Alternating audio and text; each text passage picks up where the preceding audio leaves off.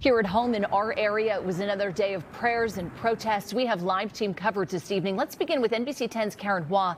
She's live on Independence Mall in Old City. Karen? Well, Rosemary, Philadelphia is no stranger to fighting for independence. Our city is the birthplace of American democracy, which is why it was so fitting that today's rally for Ukrainian freedom was held here at Independence Hall. Hundreds, many even without personal Ukrainian ties, uniting for the same cause. Philadelphia's Ukrainian Catholic Archbishop back today from his recent trip to Ukraine, now calling for the city to provide 10,000 helmets and 10,000 bulletproof vests to Ukraine. The U.S. has been slow. It is important to move now. Many demanding the U.S. do more to provide weapons and resources. More support for Ukraine! But while people here use passionate protest, others use prayer to call for peace. Two lines of defense here, one political and one spiritual. Sean Moyer attending Mass at the Ukrainian Catholic Church in North Philly. His Ukrainian wife currently in Kyiv taking care of her ailing mother, now unable to leave. There are other people caught in the middle, too. My grandfather on my maternal side, he lives in Russia, and we have a lot of siblings, a lot of relatives in Ukraine. Yeva Armakanyan worries about potential discrimination against the Russian community, bearing the brunt of Putin's actions. The fact of the matter is that it is Putin, and it is like what he's doing more so than the Russian people, because most of them advocate for Ukraine. So long as Putin is fighting the Ukrainian community and its allies in Philadelphia and around the world, they'll be fighting too. At Independence Hall, Karen Hua, NBC 10 News. It's that spirit of democracy that you said, Karen, that certainly rings true in this situation. Appreciate your reporting.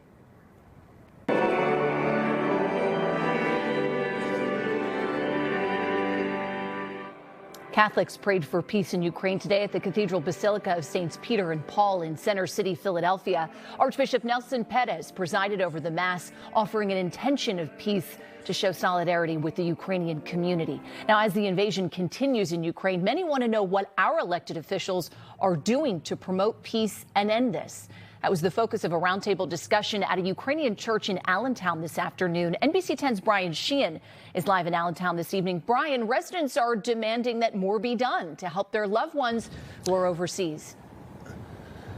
Yeah, they certainly are, Rosemary. About 100 of them gathered here at St. Mary's Orthodox Ukrainian Church this afternoon here in Allentown. They listened to our leaders representing Pennsylvania and Washington. They asked them about the situation unfolding in Ukraine, specifically about what the United States is doing to help. Let's go ahead and show you some of that. Congresswoman Susan Wild, Senator Bob Casey, and former Congressman Charlie Dent had the floor for about an hour this afternoon. Wild, who represents the Allentown area, is a member of the U.S. Committee on Foreign Affairs. She told the crowd the committee's had a text chain that's essentially been going 24/7 since the first explosions were heard in Ukraine a few days ago. Now, it did get a little heated towards the end when the topic of energy independence was brought up. Many in the crowd made it clear they want the U.S. to stop purchasing oil from Russia. They didn't seem to like the response from the elected officials in the room, particularly from Senator Bob Casey, who didn't directly answer the question. I had a chance to ask him about it after the discussion ended. I'm not going to contest the argument they're making, but I think we've got to consider steps we haven't taken before, and that includes additional steps on energy, oil and gas included.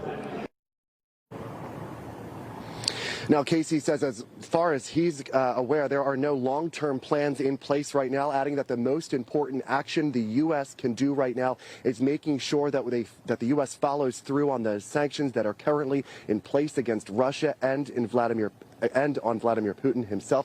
He says more sanctions are needed as well. He's headed back to Washington this week. He says he'll bring everything that was discussed here back to Washington. For now, live in Allentown, I'm Brian Sheehan, NBC 10 News. And I know you'll be continuing to watch this through the evening. Brian, we'll see some more of your live reporting coming up tonight at 11. Thank you. The Pennsylvania Liquor Control Board will remove all Russian-made products from state fine wine and good spirits stores. This comes after Governor Tom Wolf pushed for the move. Now, the Pennsylvania Licensed Beverage and Tavern Association is speaking out. They released a statement that reads in part, "This is a reasonable option for the Commonwealth to take to show its disapproval of the Russian invasion of Ukraine and the damage the attack has done to world peace." The group also points out to bar and restaurant owners there are very few Russian-made vodkas sold in Pennsylvania. A lot of them are rather Russian themed, so owners do have some choices. The situation in Ukraine is very fluid. If you want to stay on top of the very latest, be sure to check out our live blog. You can find it right now on the NBC 10 homepage and, of course, on the NBC 10 app.